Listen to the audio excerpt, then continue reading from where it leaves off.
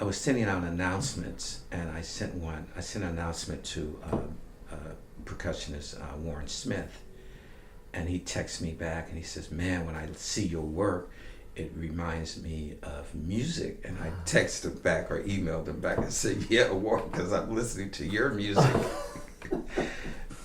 My name is Lamerol A. Gatewood. I'm originally from St. Louis, Missouri. I've been living here in New York since 1986, which is about 30, 31, 32, 33 years, in the Brooklyn Flatbush area. And I'm hanging out with my neighbor, Andrew Drury, who lives a few blocks away, which I love. Fantastic musician, drummer. I grew up in the era of bag, but I was too young really to participate because most of the artists, musicians, writers are 10, 15, maybe even 20 years older than I am. We can talk about Oliver Lake, Julius Hemphill, Lester Bowie, Hamlet Blewett. We're all connected in some way because we are from St. Louis. Shirley LaFleur, who's a writer, actually gave me my first solo exhibition in St. Louis after I graduated Lindenwood University in St. Charles, Missouri. J.D. Perrin, who I met in college in maybe 1976, I believe I met J.D. and his band with trumpet player Floyd LaFleur. All these cats were in bag. Emilio Cruz was in bag, painter. I didn't know him then. I met him after I moved to New York. His wife, Pat Cruz. Oliver Jackson, who's also in bag, very big influence on my life. When I was in grad school, he would come visit me in my studio and say, "I want to see what you're doing, what are you doing?" And Quincy True, the writer, the work behind me, it's titled The Abstract Energy of Sound, and that's basically dealing with the abstract sound of music, because the artists that I listen to, they are very creative in their ideas and their approach to music and arrangements. And so I'm influenced by a lot of the musicians that I've been speaking about this morning. The abstract energy of sound developed out of another body of work that I titled the Energy Series. And that also dealt with different genres of music, whether it's classical or whether it's reggaeton or rap or, music from Brazil. It's all over. The whole idea of music has always influenced me. Omar Cthulhu, time and space. How do you put space in between a note or a rest period? So that's what you see when you see some of the areas here. Those are rests. Yeah. To slow the eye down so that you can focus on that particular space. So it's all calculated. It's space. It's a rest period. It's like sometimes when you hear music, more is said with the silence than the actual note. Sometimes. Yeah. And the same way with the paintings. I figured out how to create images or ideas that make sense to me, that's related to music. I'm not trying to copy music, but I'm influenced by music through my artwork. These particular paintings were in the exhibition, the Wilmergens. Maybe this one wasn't, but these two were. in the solo exhibition at the Wilmer Jennings Gallery. And they're also, all three paintings are in my latest book. And it's titled Lamerol A, Gatewood. And the book is dedicated to my ancestors, my grandparents on both sides of the family, the Owen side, which is my mother's side of the family, and the Gatewood side, which is my father's side. When I open the text at the end pages, this is my Guster Owens, my mother's mother, my grandmother. She was a quilt maker. Wow. Her and her mother-in-law, Kenny Owens, which was my great-grandmother. I used to help them thread the needles while they would piece quilts together on the front porch of the family's farm in Rowe, Arkansas. Wow. At the end of the book is the back of my Betty Gatewood's quilt. This quilt I didn't know even existed. My sister had it in her basement. She said my grandmother had given it to her years ago.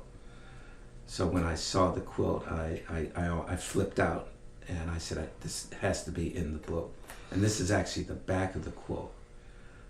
Because I thought it was relevant because it was the end of the book. So I would put the back of the quilt. The front of the quilt is somewhere. Let's see if I can find the front of the quilt. It's in here somewhere. Oh, this is the front of the quilt that I just showed. The back. So let's zoom in on that. Yeah, can you zoom? Okay, yeah. Yeah. So Betty Gatewood, my father's mother, created this quilt, and that's all the immediate families that have transitioned and moved on. I've dedicated this book to them. My parents, my grandparents, my aunts and uncles who have recently passed or have transcended. So that's what this book is about. When you're sitting in front of your artwork, you know, I can't help but see these round shapes with a lot of color and vibrancy and rhythm. A lot of parallels. Yeah, and that one's just like this is incredible. And actually, I asked my sister, I said, oh, do you want me to send the quilt back? And she said, oh, no, you keep the quilt. So I was like, oh. So I actually have it here in my studio in storage. Oliver's parents, when I was living in St. Louis, Oliver would come visit his parents, and they were probably about 15, 20 minutes from my apartment, my studio. I also have to bring in Morty Ehrlich, because Morty Ehrlich and Oliver are very, very close friends. If you look at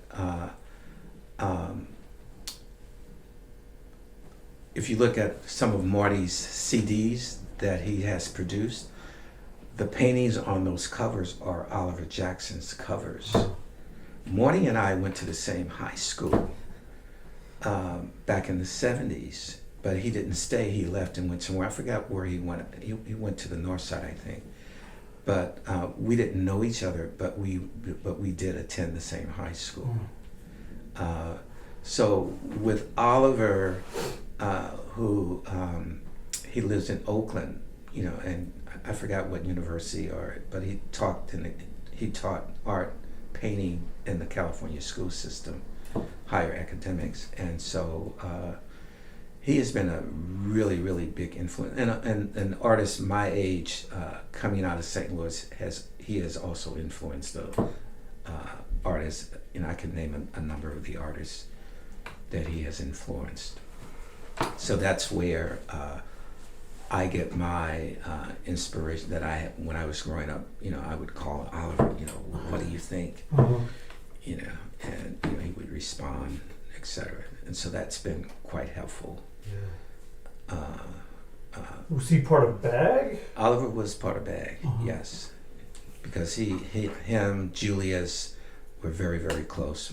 When Julius was very ill, Oliver would call me and says, "Oh, I'm coming to New York because I'm going to see Julius." I would pick Oliver up at LaGuardia. We'd go hang out for a minute, have dinner, etc., and then I'd drop him at Julius' place. And this happened over the years while Julius was not well. and I didn't really know Marty that well. Julius had a performance at was supposed to have a performance at the Brooklyn Museum, but he was ill, so Marty took his place because Marty knew the music, and that was my first time meeting Marty. And I said, "Who is this cat?" Because he was playing Julius' music and sounded just like him. I said, "Oh my God, who is this?" So I introduced myself, and so over the years we've gotten to know each other pretty well. You know, he calls me up. He says, and when he was when he was working on Julius Archives, he actually called me and said, "I have this LP from the '70s. I want to hear it on your sound system." I said, "Marty, bring it over." So we listened to both sides, and he said, "Oh, I'll see you later." I said, "Okay." It was fabulous. Wow. I forgot, it was some young drummer who was playing with Julius at the time. He was like 17, but I can't remember the cat's name at the time. So, you know, this is you know, just my relationship with some of the cats out of St. Louis, the musicians, because I've always been into music. Yeah. You know, even at a young age. I had my first job. I worked for a cemetery. And I was just cutting grass, but I was making like $250 a week cash.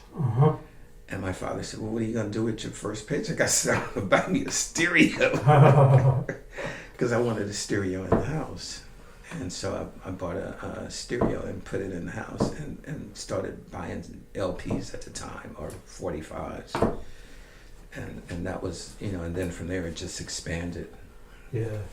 You know, my parents and my grandparents would always tell me I would always draw as a kid around the house. Either my grandparents' house or my mother and father's house, etc., etc. I didn't get serious about art until I was in high school, and that was University City High School, and I was in the counselor's office, and they said, "You know, you're lacking an art class. You need to take an art class to graduate, or you're not graduating." So I said, "Oh, okay. Stick me in anything. I don't care. You know, because primarily I was focusing on business, accounting, et cetera, et cetera." And so I ended up in a ceramics class.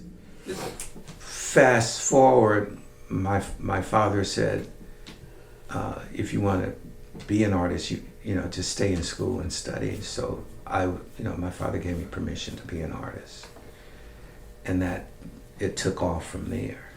Because a lot of African American fathers, they want their sons to be doctors or lawyers or accountants, etc. And many of my friends are doctors. They're accountants, they're lawyers.